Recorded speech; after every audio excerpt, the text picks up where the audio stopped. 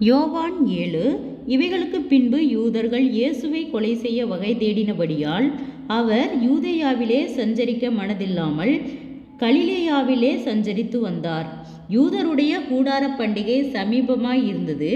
அப்பொழுது அவருடைய சகோதரர் அவரை நோக்கி, நீர் செய்கிற கிரியைகளை உம்முடைய சீசர்களும் பார்க்கும்படி இவ்விடம் விட்டு யூதேயாவுக்கு போம்.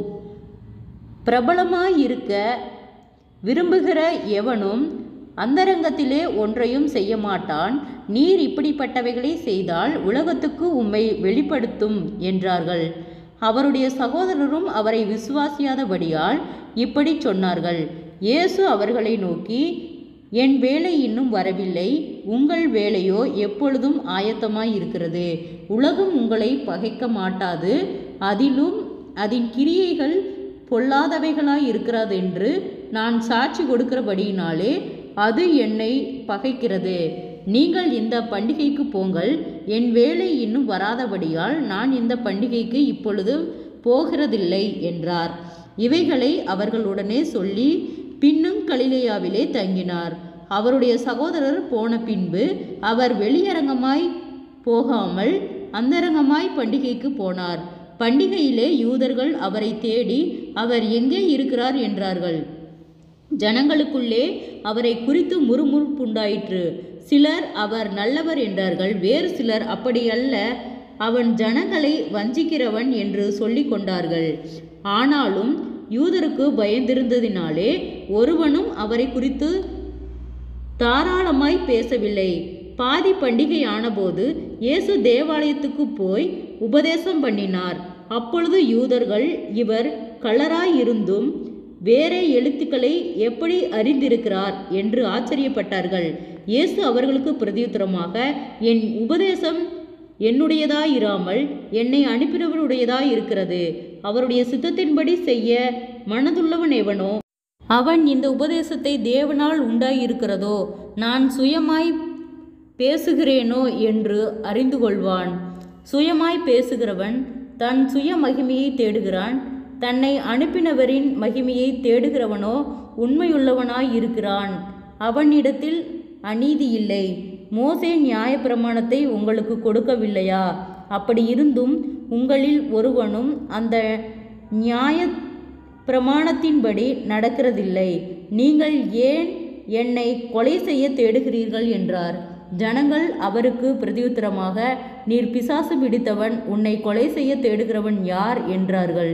இயேசு அவர்களை நோக்கி, ஒரே கிரியையை செய்தேன், அதை குறித்து எல்லாரும் ஆச்சரியப்படுகிறீர்கள். விருத்த சேதனம் மோசேயினால் உண்டாகாமல் பிதாக்களால் உண்டாயிற்று. பின்பு மோசே அதை உங்களுக்கு நியமித்தான். நீங்கள் ஓய்வு நாளிலும் மனுஷனை விருத்த சேதனம் பண்ணுகிறீர்கள். மோசேயின் நியாயப்பிரமாணம் மீறப்படாதபடிக்கு ஓய்வு நாளில் மனுஷன் விருத்த சேதனம் பெறலாம் என்றால், நான் ஓய்வு நாளில் ஒரு மனுஷனை முழுவதும் சுகமாக்கினதினாலே என்மேல் எரிச்சலாய் இருக்கலாமா? தோற்றத்தின்படி தீர்ப்பு செய்யாமல் நீதியின்படி தீர்ப்பு செய்யுங்கள் என்றார். ஜெபம். கிருபையாய் நேசிக்கிறதா நல்ல தகப்பனே, ஆசீர்வாதமான வேலைக்கு நன்றி செலுத்துகிறோம். இயேசுவின் நாமத்தினாலே யோவான் 7வது அதிகாரத்தின் முதல் பகுதியை தியானிக்க கொடுத்த தயவுக்காய் நன்றி செலுத்துகிறோம். கர்த்தாவே, இந்த வார்த்தையின்படியாக நீர் எங்களை வழிநடத்தும்படியாய் ஜெபிக்கிறோம். ஆண்டவரே அப்பா, உம்முடைய வார்த்தைக்கு கீழ்ப்படிந்து நடக்கிற பிள்ளைகளாய் ஒவ்வொருவரையும் மாற்றுபடியாய் ஜெபிக்கிறோம். ஆண்டவரே அப்பா, ஒவ்வொருவரும் ஆண்டவரே உம்மை அறிகிற அறிவிலே வளர கர்த்தாவே நீர் இரக்கம் பாராட்டும். ஆண்டவரே, அதிசயத்தின் தேவன் ஒவ்வொருவரையும் ஆச்சரியமாய் வழிநடத்தும்படியாய் ஜெபிக்கிறோம். ஆண்டவரே அப்பா, ஒவ்வொருவரும் கையிட்டு செய்கிற வேலைகள், போகிற வருகிற பிரயாணங்கள், அவளுடைய தேவைகள் யாவையும் கர்த்தர் சந்திக்கும்படியாய் ஜெபிக்கிறோம். இம்மட்டும் எங்களை வழிநடத்தி பாதுகாத்து வந்த கர்த்தாவே, இனிமேலும் எங்களை நடத்த நீர் போதுமானவராய் இருக்கிறீர். ஆண்டவரே, ஒவ்வொருவருடைய பிரயாணத்திலும் தேவனுடைய கரம் கூட இருக்கும்படியாய் ஜெபிக்கிறோம். ஆண்டவரே, எல்லா விபத்துகளுக்கும் நாசமோசங்களுக்கும் நீர் விலக்கி பாதுகாத்து கொள்ளும். ஆண்டவரே, வியாதிகளோடு பலவீனங்களோடு இருக்கிற ஒவ்வொரு பிள்ளைகளையும் கர்த்தர் கண்ணோக்கி பாரும். ஆண்டவரே, நல்ல சுக பலன் ஆரோக்கியத்தை கட்டளையிடும். ஒவ்வொருவரையும் சாட்சியுள்ள பிள்ளைகளாய் எழுப்பும். ஆண்டவரே அப்பா, தற்கொலை எண்ணங்களுக்கு நேராய் போகிற பிள்ளைகளை கர்த்தர் விடுதலையாக்கும். ஆண்டவரே, நீதியின் தேவன் நீதியின் வலகரத்தால் ஒவ்வொருவரையும் தாங்கி வழி நடத்தும். ஆண்டவரே கர்த்தர் நாம மகிமைப்படும்படியாக ஆண்டவரே, சோர்ந்து போன ஒவ்வொரு இருதயங்களையும் கர்த்தர் பலப்படுத்தும் ஆண்டவரே. அற்புத கரம் ஆளுகை செய்யட்டும் ஆண்டவரே. தடுமாற்றங்கள் குறைவுகள் எல்லாம் கிறிஸ்து இயேசுவுக்குள் மகிமையால் நிறைவாக்கப்படும்படியாக ஜெபிக்கிறோம் ஆண்டவரே. அப்பா, வீண் செலவுகள் வீண் பிரயாணங்களுக்கும் பிள்ளைகளை நீர் விலக்கி பாதுகாத்து கொள்ளும் ஆண்டவரே.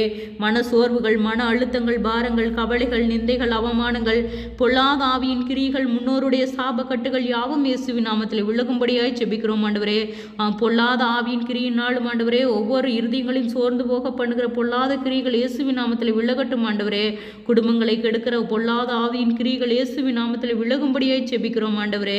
நீதியின் தேவன் எங்களை பலப்படுத்தும் ஆண்டவரே. சோர்ந்து போன ஒவ்வொரு இருதயத்தையும் கர்த்தர் பலப்படுத்தும் ஆண்டவரே. ஒவ்வொருவரையும் சாட்சியுள்ள பிள்ளைகளாய் நிறுத்தும் ஆண்டவரே. எங்களுக்கு விசேஷித்த ஞானத்தை கொடும் இயேசுவின் நாமத்தினாலே ஆண்டவரே. எங்கள் தடுமாற்றங்கள் யாவும் விலகட்டும் இயேசுவின் நாமத்தினாலே. பரிசுத்த ஆவியினால் நிரப்பும் ஆண்டவரே.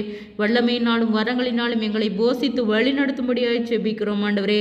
இம்மட்டும் எங்களுக்கு உதவின எபினேசரே, இனிமேலும் எங்களுக்கு உதவ நீர் போதுமானவராய் இருக்கிறீர் ஆண்டவரே. ஆராய்ந்து முடியாத பெரிய காரியங்களையும் எண்ணி முடியாத அதிசயங்களையும் செய்கிறவர், எங்களை ஆச்சரியமாய் வழி நடத்தும் பொறுப்பெடுத்துக் கொள்ளும். இயேசுவின் மூலம் ஜெபங்கேளும் பிதாவே, ஆமேன்.